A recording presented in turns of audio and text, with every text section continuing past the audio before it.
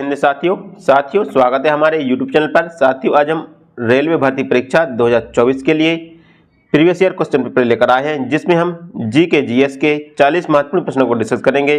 साथियों ये सही प्रश्न आपकी आगामी परीक्षा RRB NTPC RPF कांस्टेबल और टेक्नीशियन के लिए अति महत्वपूर्ण होंगे। चलिए तो हम स्टार्ट करते हैं। हमारा पहला क्वेश्चन है साथियों, हमारा पहला क्वेश्चन कहता है कि सूर्य के सबसे नजदीक ग्रह कौन सा है। इससे पूछा गया कि सूर्य के सबसे नजदीक ग्रह कौन सा है। इसका ऑप्शन है मरकरी, जुपिटर, मार्स या वीनस। तो इसका राइट आंसर होगा मरकरी। सूर्य के सबसे नजदीक ग्रह मरकरी या बुध है, तो इसका राइट आंसर ऑप्शन ए होगा। साथियों इससे संबंधित कुछ इंपोर्टेंट पॉइंट देखते हैं। बुध ग्रह सूर्य की परिक्रमा सबसे कम समय पूरी करता है। जो बुध ग्रह है वो सूर्य की परिक्रमा सबसे कम समय में पूरी करता है। इसका तापांतर सभी ग्रहों से अधिक है। जो बुध ग्रह का तापांतर है वो सभी ग्रहों से अधिक है। यहाँ दिन अति गर्म और रात अधिक ठंडी होती हैं। यह सूर्य के सबसे नज़दीकी ग्रह है। जो बुध है सूर्य के सबसे नज़दीकी ग्रह है। यह सबसे छोटा ग्रह है। बुध है जो आकार में सबसे छोटा ग्रह है तथा इसका कोई उपग्रह नहीं है। इसका एक गुण है जो क्या है, इसका चुंबकीय क्षेत्र का होना है। इसका एक विशिष्ट गुण है चुंबकीय क्षेत्र का होना। हमारा अगला क्वेश्चन है क्षुद्र ग्रह किन ग्रहों के बीच पाए जाते हैं। इसमें पूछा गया कि क्षुद्र ग्रह किन ग्रहों के बीच पाए जाते हैं। इसका ऑप्शन है मंगल और बुध, शुक्र और अरुण, मंगल और बृहस्पति, मंगल या शनि। तो इसका राइट आंसर होगा मंगल और बृहस्पति। जो क्षुद्र ग्रह हैं वो मंगल और बृहस्पति ग्रहों के बीच पाए जाते हैं। तो इसका राइट आंसर ऑप्शन सी होगा। साथियों इससे संबंधित कुछ इंपोर्टेंट पॉइंट देखते हैं। क्षुद्र ग्रह मंगल और बृहस्पति की कक्षाओं के बीच कुछ छोटे छोटे आकाशीय पिंड हैं।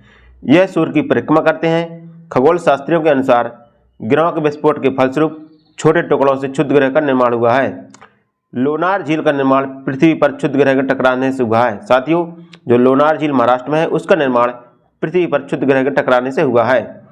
फोरवेस्टा एकमात्र क्षुद्र ग्रह है जो नंगी आंखों से देखा जा सकता है। साथियों जो फोरवेस्टा एक क्षुद्र ग्रह है जो नंगी आंखों से देखा जा सकता है।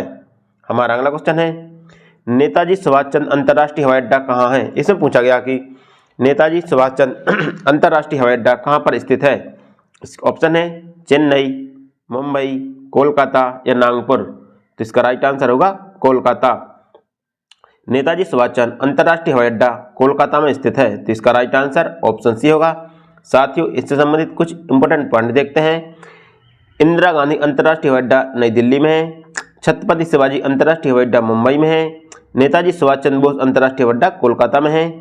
अन्ना अंतर्राष्ट्रीय हवाई अड्डा चेन्नई में है। बाबा साहेब अम्बेडकर अंतर्राष्ट्रीय हवाई अड्डा नागपुर में है। चौधरी चरण सिंह अंतर्राष्ट्रीय हवाई अड्डा लखनऊ में है। तथा लाल बहादुर शास्त्री अंतर्राष्ट्रीय हवाई अड्डा वाराणसी में है। तथा राजीव गांधी अंतर्राष्ट्रीय हवाई अड्डा हैदराबाद में है। हमारा अगला क्वेश्चन है पारादीप बंदरगाह किस राज्य से संबंधित है। इसे पूछा गया कि जो पारादीप बंदरगाह है वो किस राज्य से संबंधित है। इसका ऑप्शन है तमिलनाडु, महाराष्ट्र, केरल या उड़ीसा। तो इसका राइट आंसर होगा उड़ीसा। पारादीप बंदरगाह उड़ीसा राज्य से संबंधित है या उड़ीसा राज्य में है। तो इसका राइट आंसर ऑप्शन डी होगा। इससे संबंधित कुछ इंपोर्टेंट पॉइंट देखते हैं। ननवा सेवा या जवाहरलाल नेहरू बंदरगाह महाराष्ट्र में है और यह अरब सागर में है। कहाँ पर है? महाराष्ट्र में है और यह अरब सागर में है। कांडला बंदरगाह गुजरात में है और यह अरब सागर में है। पारादीप बंदरगाह उड़ीसा में है और यह बंगाल की खाड़ी में है। जो पारादीप बंदरगाह उड़ीसा में है और यह बंगाल की खाड़ी में स्थित है। विशाखापट्टनम बंदरगाह है वो आंध्र प्रदेश में है और यह बंगाल की खाड़ी में स्थित है। कोचीन बंदरगाह केरल में है और यह अरब सागर में स्थित है। चेन्नई बंदरगाह तमिलनाडु में है लेकिन बंगाल की खाड़ी में स्थित है। मुंबई बंदरगाह महाराष्ट्र में है और यह अरब सागर में स्थित है। कोलकाता बंदरगाह पश्चिम बंगाल में है और यह हुगली नदी पर स्थित है। जो कोलकाता बंदरगाह है वो पश्चिम बंगाल में हुगली नदी पर स्थित है। हमारा अगला क्वेश्चन है फरक्का परियोजना किस नदी पर है। इसे पूछा गया कि फरक्का परियोजना किस नदी पर स्थित है। इसका ऑप्शन है कोसी नदी, तुंगभद्रा नदी, भागीरथी नदी या गंडक नदी। तो इसका राइट आंसर होगा भागीरथी नदी। फरक्का परियोजना है वो भागीरथी नदी पर स्थित है और यह पश्चिम बंगाल में है। तो इसका राइट आंसर ऑप्शन सी होगा। इससे संबंधित कुछ इंपोर्टेंट पॉइंट देखते हैं। जैसे तुलबुल परियोजना झेलम नदी पर जम्मू कश्मीर में है। जो तुलबुल परियोजना है वो झेलम नदी पर है वह जम्मू कश्मीर में स्थित है। भाखड़ा नागल बांध परियोजना है वो सतलज नदी पर है वह पंजाब राज्य में है। टिहरी बांध भागीरथी नदी पर है वह उत्तराखंड में है। माता टीला परियोजना बेतो नदी पर है और यह उत्तर प्रदेश और मध्य प्रदेश की संयुक्त परियोजना है। जो इडुक्की बांध है वो पेरियर नदी पर है। इडुक्की बांध कहाँ पर है? पेरियर नदी पर है, वह केरल में है। उकाई परियोजना ताप्ती नदी पर है और गुजरात में है। रिहंद परियोजना रिहंद नदी पर है और यह उत्तर प्रदेश में है। महानदी डेल्टा परियोजना महानदी उड़ीसा में है। जो महानदी डेल्टा परियोजना है वो महानदी पर है, वह उड़ीसा में है। हमारा अगला क्वेश्चन है, पृथ्वी का स्वर्ग किस भारतीय शहर को कहा जाता है? इसमें पूछा गया कि पृथ्वी का स्वर्ग किस भारतीय शहर को कहा जाता है। इसका ऑप्शन है मेघालय, कपूरथला, श्रीनगर या बेंगलुरु। तो इसका राइट आंसर होगा श्रीनगर। श्रीनगर को पृथ्वी का स्वर्ग कहा जाता है। तो इसका राइट आंसर ऑप्शन सी होगा। इससे संबंधित कुछ इंपोर्टेंट पॉइंट देखते हैं। जैसे भारत का बोस्टन अहमदाबाद को कहते हैं। किसे? भारत का बोस्टन अहमदाबाद को कहते हैं। भारत का उद्यान बेंगलुरु को कहते हैं। पहाड़ों की नगरी डूरंगपुर को कहते हैं। पृथ्वी का स्वर्ग श्रीनगर को कहते हैं। बगीचों का शहर कपूरथला को कहते हैं। मेघों का घर मेघालय को कहते हैं। भारत का पेरिस जयपुर को कहते हैं और धान की डलिया छत्तीसगढ़ को कहते हैं। हमारा अगला क्वेश्चन है, व्याप्तिगत सिद्धांत किस गवर्नर जनरल ने लागू किया था? इसमें पूछा गया कि व्याप्तिगत का सिद्धांत किस गवर्नर जनरल ने लागू किया था। इसके ऑप्शन है लॉर्ड कैनिंग, लॉर्ड बेलेजली, लॉर्ड डलहौजी, लॉर्ड कर्जन। तो इसका राइट आंसर होगा लॉर्ड डलहौजी। व्याप्तिगत का सिद्धांत या राज्य हब नीति लॉर्ड डलहौजी ने लागू किया था। तो इसका राइट आंसर ऑप्शन सी होगा। इससे संबंधित कुछ इंपोर्टेंट पॉइंट देखते हैं। जैसे पंजाब को ब्रिटिश राज्य में विलय किया गया। पंजाब को ब्रिटिश राज्य में कब विलय किया गया? 29 मार्च 1849 ईस्वी को। 29 मार्च 1849 ईस्वी को पंजाब को ब्रिटिश राज्य में विलय कर लिया गया था। सिक्किम को 1850 ईस्वी में दुर्व्यवहार का आरोप लगाकर ब्रिटिश सरकार में विलय कर लिया गया था।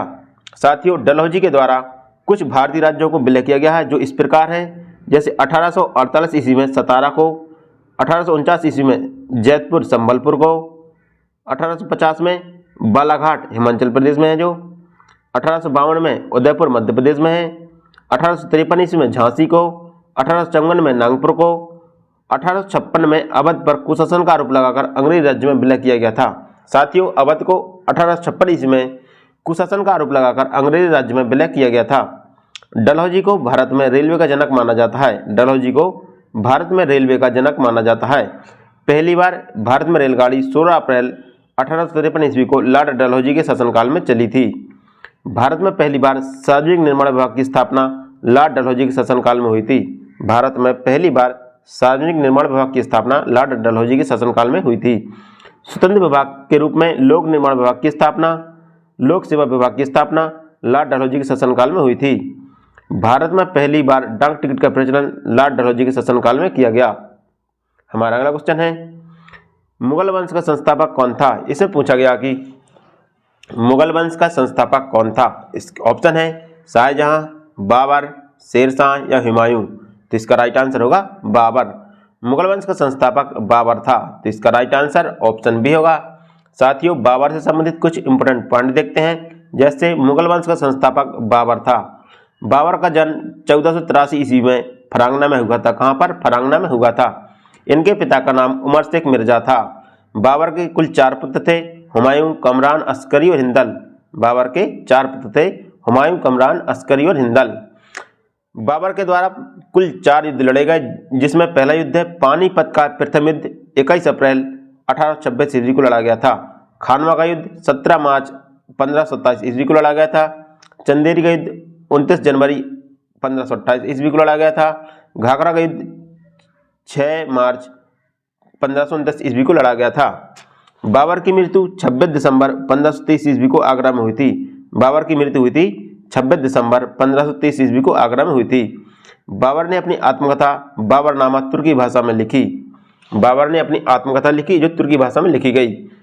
बाबर का उत्तराधिकारी हुमायूं हुआ। कौन हुआ? हुमायूं हुआ। और बाबर का पूरा शासनकाल 1526 ईस्वी से 1530 ईस्वी तक रहा। हमारा अगला क्वेश्चन है, पुरंदर की संधि कब हुई? इसमें पूछा गया कि पुरंदर की संधि कब हुई थी। इसका ऑप्शन है 1695 ईस्वी, 1683 ईस्वी, 1656 ईस्वी या 1665 ईस्वी। तो इसका राइट आंसर होगा 1665 ईस्वी। पुरंदर की संधि 1665 ईस्वी में हुई थी। तो इसका राइट आंसर ऑप्शन डी होगा। साथियों, पुरंदर की संधि महाराजा जयसिंह और शिवाजी के बीच हुई थी। इससे संबंधित कुछ इंपोर्टेंट पॉइंट देखते हैं। मराठा साम्राज्य का संस्थापक शिवाजी था। कौन था? मराठा साम्राज्य का संस्थापक शिवाजी था। शिवाजी के पिता का नाम सयाजी भोसले तथा माता का नाम जीजाबाई था। शिवाजी के पिता का नाम सयाजी भोसले तथा माता का नाम जीजाबाई था। शिवाजी के गुरु कोणदेव थे। कौन थे? गुरु कोणदेव थे। शिवाजी ने रायगढ़ को अपनी राजधानी 1656 ईस्वी में बनाया। पुरंदर की संधि 1665 ईस्वी में महाराजा जयसिंह और शिवाजी के बीच हुई थी। शिवाजी के मंत्रिमंडल को अष्टप्रधान कहा जाता था। साथियों, ये बहुत इंपॉर्टेंट क्वेश्चन है कि शिवाजी के मंत्रिमंडल को अष्टप्रधान कहा जाता था। शिवाजी की दरबारी भाषा मराठी थी। कौन सी थी? मराठी थी। हमारा अगला क्वेश्चन है, द्वितीय गोलमेज सम्मेलन कब हुआ? इसमें पूछा गया कि द्वितीय गोलमेज सम्मेलन कब हुआ था। इसके ऑप्शन है 1930 ईस्वी, 1933 ईस्वी, 1931 ईस्वी या 1932 ईस्वी। तो इसका राइट आंसर होगा 1931 ईस्वी। द्वितीय गोलमेज सम्मेलन 1931 ईस्वी को हुआ था। तो इसका राइट आंसर ऑप्शन सी होगा। इससे संबंधित कुछ इंपोर्टेंट पॉइंट देखते हैं। जैसे प्रथम गोलमेज सम्मेलन 12 नवंबर 1930 ईस्वी को हुआ था। जो प्रथम गोलमेज सम्मेलन हुआ था वह 12 नवंबर 1930 ईस्वी को हुआ था। द्वितीय गोलमेज सम्मेलन 7 नवंबर 1931 में हुआ था। इसमें महात्मा गांधी ने कांग्रेस का प्रतिनिधित्व किया था। द्वितीय गोलमेज सम्मेलन में महात्मा गांधी ने कांग्रेस का प्रतिनिधित्व किया था। तृतीय गोलमेज सम्मेलन 17 नवंबर 1932 में हुआ। तृतीय गोलमेज सम्मेलन हुआ 17 नवंबर 1932 को हुआ था। डॉक्टर भीमराव अंबेडकर को लंदन में तीनों गोलमेज सम्मेलन में अछूतों के प्रति प्रतिनिधित्व किया। मतलब डॉक्टर भीमराव अंबेडकर ने तीनों गोलमेज सम्मेलन में भाग लिया और अछूतों के प्रति उनका प्रतिनिधित्व किया था। महात्मा गांधी केवल दूसरे गोलमेज सम्मेलन में भाग लिए थे। जो महात्मा गांधी थे वो केवल दूसरे गोलमेज सम्मेलन में भाग लिए थे।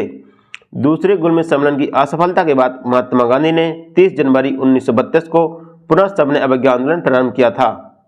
हमारा अगला क्वेश्चन है, महानदी किस राज्य में प्रभावित होती है? इसमें पूछा गया कि जो महानदी है वो किस राज्य में प्रभावित होती है। इसके ऑप्शन है राजस्थान, पश्चिम बंगाल, उड़ीसा या पंजाब। तो इसका राइट आंसर होगा उड़ीसा। महानदी है जो उड़ीसा में बहने वाली नदी है। तो इसका राइट आंसर ऑप्शन सी होगा। इससे संबंधित कुछ इंपोर्टेंट पॉइंट देखते हैं। जैसे उड़ीसा की राजधानी भुवनेश्वर है। साथियों, उड़ीसा की राजधानी भुवनेश्वर है। भारत की सबसे बड़ी तटीय झील चिल्का झील उड़ीसा में है। जो चिल्का झील है वह उड़ीसा में है। चिल्का झील एक खारे पानी की लैंग्विन झील है। कैसी झील है? खारे पानी की लैंग्विन झील है। चिल्का झील पर ही नौसेना का प्रशिक्षण केंद्र है। महानदी उड़ीसा में प्रवाहित होने वाली प्रमुख नदी है। पारादीप बंदरगाह उड़ीसा में है। आंध्र प्रदेश और उड़ीसा के तटीय भाग में महेंद्रगिरी की पहाड़ियां हैं। उड़ीसा में ही व्हीलर द्वीप है जो ब्रह्मणी नदी के मुहाने पर स्थित है। व्हीलर द्वीप का नाम बदलकर अब्दुल कलाम द्वीप कर दिया गया। व्हीलर द्वीप का नाम बदलकर अब्दुल कलाम द्वीप कर दिया गया। हमारा अगला क्वेश्चन है, अनुच्छेद 76 किससे संबंधित है? इससे पूछा गया कि अनुच्छेद 76 किससे संबंधित है। इसके ऑप्शन है भारत के महान्यायवादी से, उच्चतम न्यायालय से, राष्ट्रपति से या उपराष्ट्रपति से। तो इसका राइट आंसर होगा भारत के महान्यायवादी से। अनुच्छेद 76 जो भारत के न्यायवादी से संबंधित है। तो इसका राइट आंसर ऑप्शन ए होगा। इससे संबंधित कुछ इंपोर्टेंट पॉइंट देखते हैं।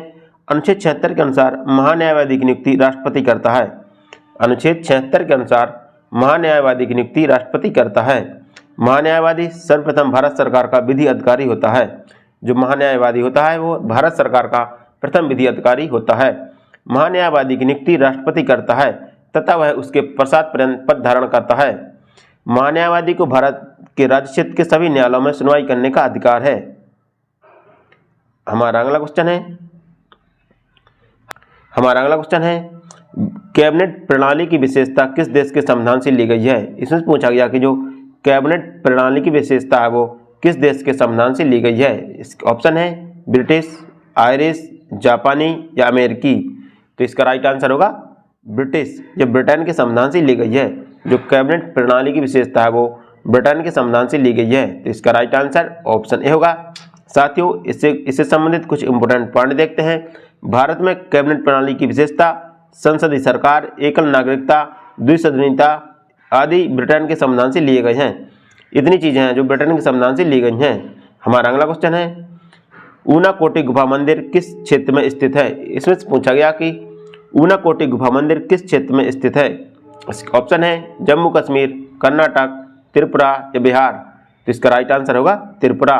ऊनाकोटी का मंदिर है जो त्रिपुरा राज्य में स्थित है। तो इसका राइट आंसर ऑप्शन सी होगा। हमारा अगला क्वेश्चन है निम्नलिखित में से कौन सा रसायन अजोट गैस के साधारण नाम से जाना जाता है। इसमें पूछा गया कि कौन सा रसायन है जो अजोट गैस के साधारण नाम से जाना जाता है।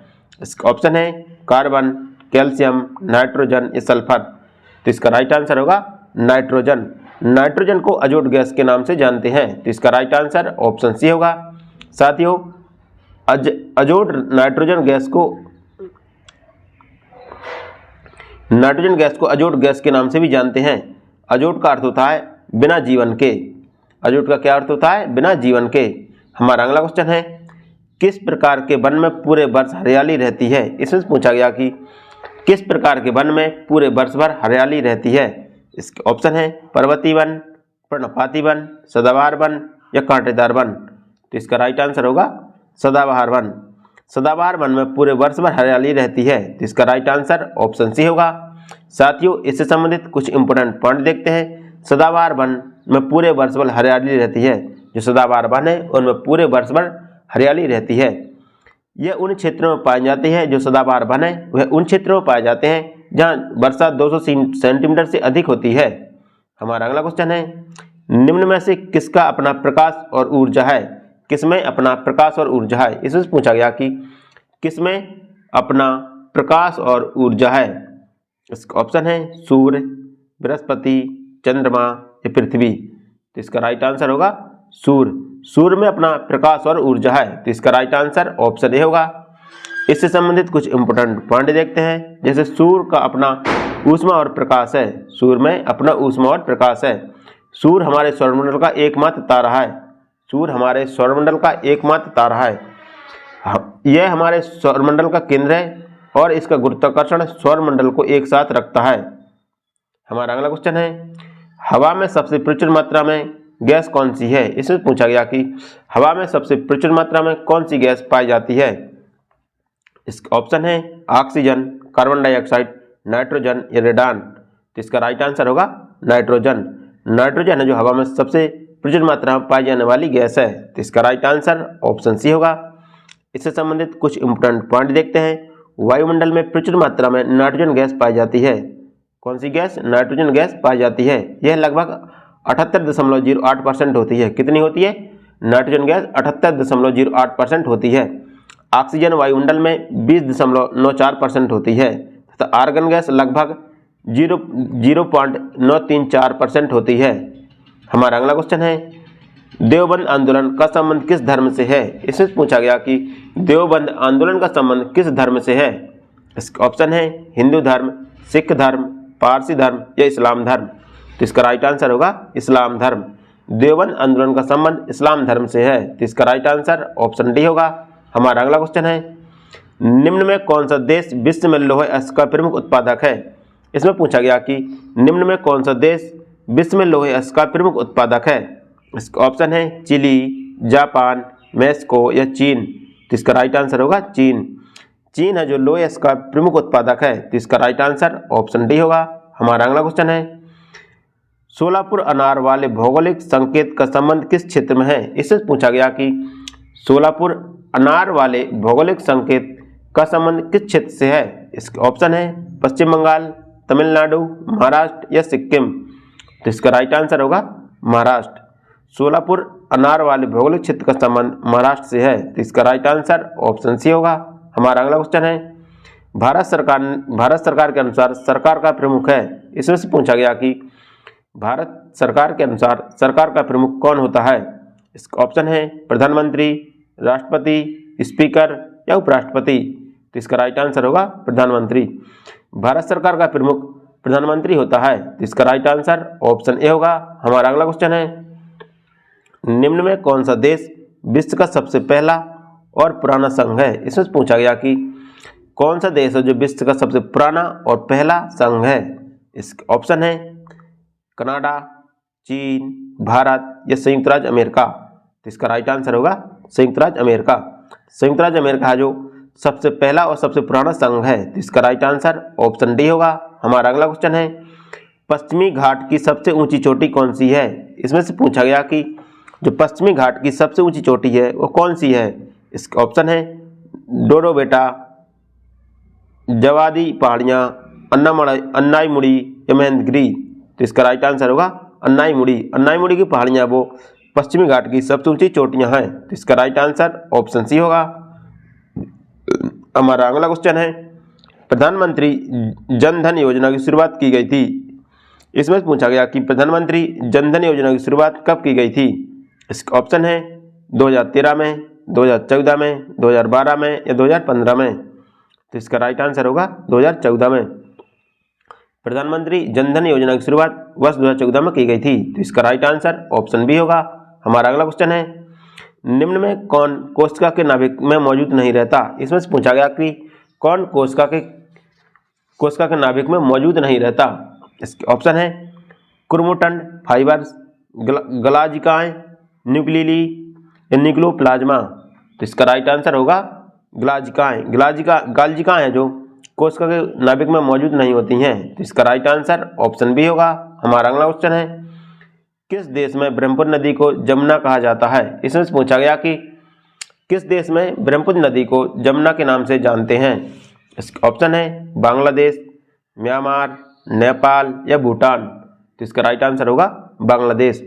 बांग्लादेश में ब्रह्मपुत्र नदी को जमुना के नाम से जानते हैं। तो इसका राइट आंसर ऑप्शन ए होगा। हमारा अगला क्वेश्चन है, बल की प्रबलता को आमतौर पर व्यक्त किया जाता है। इसमें पूछा गया कि बल की प्रबलता को आमतौर पर किस प्रकार व्यक्त किया जाता है। इसका ऑप्शन है वेक्टर, परिमाण, अदिश या दिशा। तो इसका राइट आंसर होगा परिमाण। बल की प्रबलता को आमतौर पर परिमाण के तौर पर व्यक्त किया जाता है। तो इसका राइट आंसर ऑप्शन बी होगा। हमारा अगला क्वेश्चन है, ज्ञानपीठ पुरस्कार किस क्षेत्र में प्रदान किया जाता है। इसमें से पूछा गया कि ज्ञानपीठ पुरस्कार किस क्षेत्र में प्रदान किया जाता है। इसका ऑप्शन है साहित्य के क्षेत्र में, खेल के क्षेत्र में, चित्रकारी के क्षेत्र में या संगीत के क्षेत्र में। तो इसका राइट आंसर होगा साहित्य के क्षेत्र में। ज्ञानपीठ पुरस्कार साहित्य के क्षेत्र में प्रदान किया जाने वाला पुरस्कार है। तो इसका राइट आंसर ऑप्शन ए होगा।